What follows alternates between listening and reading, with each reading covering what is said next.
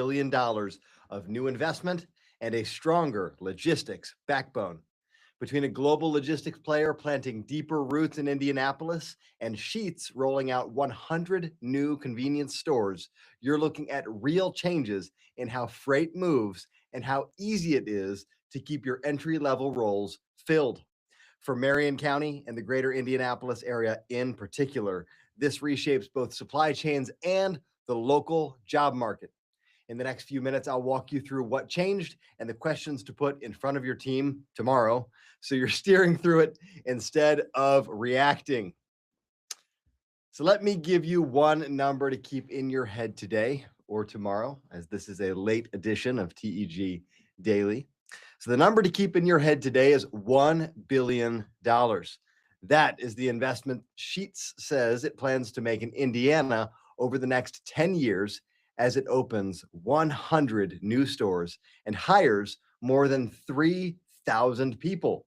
For you, that is a material increase in local wages being paid into the communities where your workforce lives.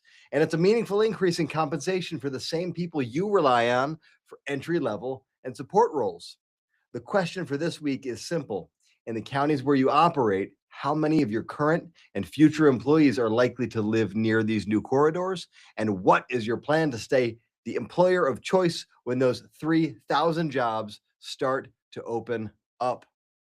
Now, if you depend on Indianapolis freight lanes to get materials in or finished product out, OIA Global buying Cargo Services Inc. in Marion County should tighten up how reliable and predictable that flow becomes. OIA Global has acquired Indianapolis-based Cargo Services Inc. to expand its U.S. footprint in one of the county's most connected logistics hubs. Cargo Services has been at this since 1992, focused on ocean and air freight forwarding, customs brokerage, and warehousing. And now their 3 decades of Midwest customer relationships get plugged in to OIA's international network.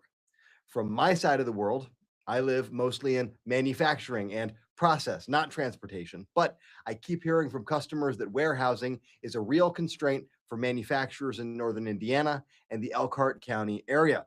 When you step back and look at the supply chain, it's not just how efficiently you run your own product lines, it's also how dependable your market fulfillment and outbound logistics are. Based on that, even without being a logistics expert, my reasonable assumption is that this kind of acquisition is a net positive for commercial customers in Indiana who need more options and more capacity. Bottom line, you should be watching how OIA integrates cargo services and what new services or capacity they announce specifically out of Indianapolis. This week, ask your team, how might the expanded OIA global network, now directly accessible in Indianapolis, reduce our freight forwarding costs or cut days out of our customs clearance for the material we import and the product we export?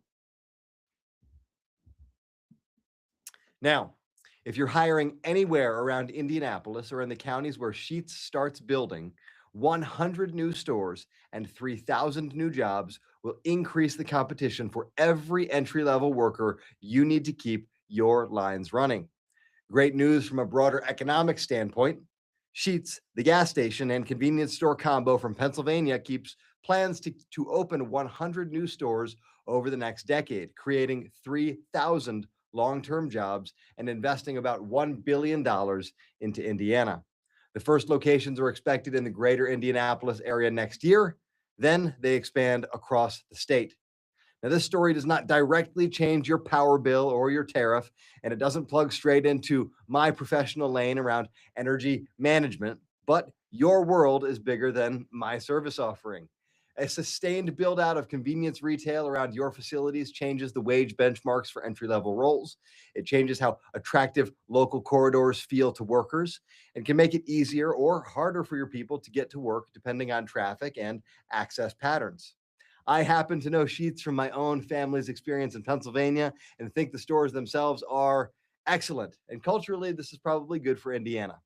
The practical point for you is that a strong consumer brand paying steady wages in your backyard over time will pull from the same labor pool you're already competing in. So keep an eye on where Sheets announces specific store locations and hiring timelines, especially in your operating communities. The question for your team is, given Sheets planned 3,000 new jobs and $1 billion of investment, what adjustments should we consider for our local recruitment strategies and employee retention efforts over the next decade? Now, today, you're looking at a stronger logistics player anchoring itself in Indianapolis and nearly $1 billion of new retail investment that will shape hiring dynamics across Indiana. On the freight side, OIA, OIA Global, integrating cargo services, could give you more dependable options for ocean and air, customs brokerage, and warehousing, which affects how much working capital you keep tied up in inventory and how often you get caught waiting on material. On the workforce side, Sheets, building out 100 stores with 3,000 jobs, introduces another long-term competitor for the same people who currently choose manufacturing, especially in Marion County and other high-traffic corridors. Together, those stories say logistics reliability may improve over time, while entry-level hiring and retention will likely get a bit tighter. Now, obviously, I don't run your plant. You do that. My real job as CEO of Tactical Energy Group is to stay on top of everything that changes the cost and reliability of your power and the economics of making things in Indiana so we can build the right products and programs for the manufacturing community. But while I'm doing that work anyway, this brief TEG Daily is my way of giving you as much of that insight as I possibly can so you can spend more time running your operation and less time trying to decode bills, rate cases, and headlines. So let me give you a few questions you can take right into your morning huddle tomorrow, of course. If you cannot answer these clearly, you do not yet have a clear view of how logistics and labor competition over the next decade could affect your operation. So here are the questions for your morning huddle. Number one, how might the expanded OIA global network, now directly accessible in Indianapolis through their acquisition of cargo services, change our freight forwarding costs and customs clearance timelines for both inbound material and outbound product? Question number two, for our key imported components, where would faster or more reliable customs clearance meaningfully reduce downtime or the amount of safety stock we feel forced to carry?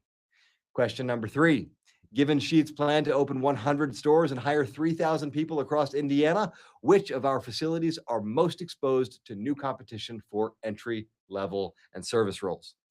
Question number four, what specific adjustments, if any, should we start modeling now for wages, benefits, or career path communication so we can keep our best people in manufacturing as these stores begin to open?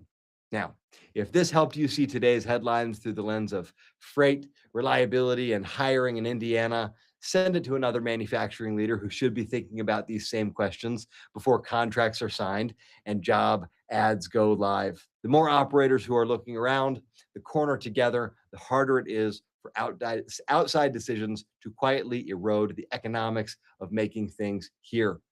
I'm Daniel Burke. This is a night edition of TEG Daily, and I will see you tomorrow morning.